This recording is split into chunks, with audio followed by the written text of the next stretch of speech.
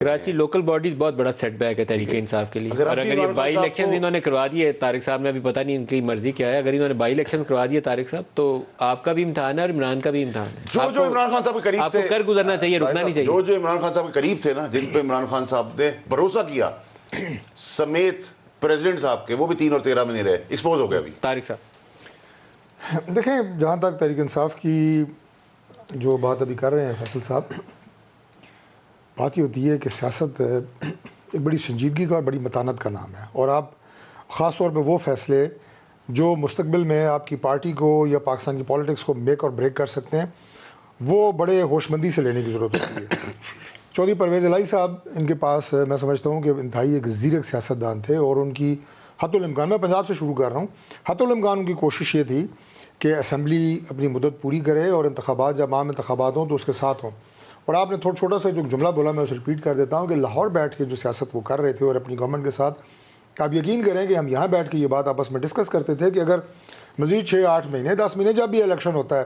اگر پنجاب میں یہ حکومت کر گئے تو پنجاب میں کل ہمارے لیے سیاست کرنا مشکل ہوگا،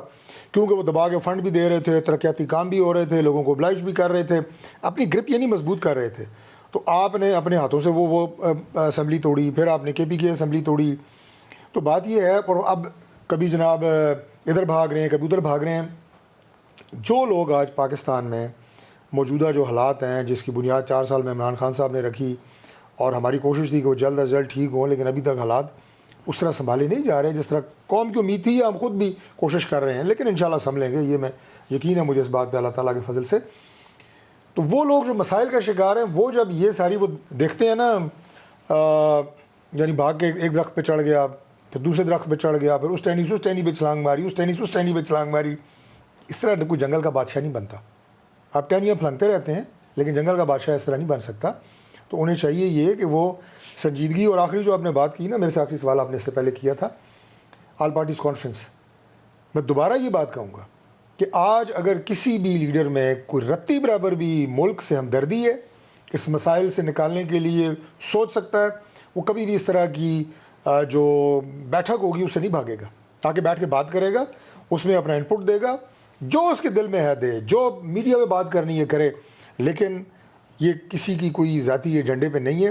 ملک کو آگے بچانے کی اور ملک کو آگے لے کے جانے کی باتیں ہیں۔ دیکھیں، لیکن مجھے پتا ہے کہ وہ غیر سنجیدہ آدمی ہے، معیشت اور دہشت گردی کے مسئلے کے اوپر انہیں ساتھ بیٹھنا چاہیے۔ اپنی سیاست وہ آپ نہیں کریں گے، آپ اپنی سیاست کریں گے، کبھی اکٹھی نہیں ہو سکتی، لیکن یہ 2 ایشوز ایسے ہیں جس کے اوپر ڈائریکشن ایک رہنی چاہیے۔ بالکل رہنی چاہیے جی۔ اور میں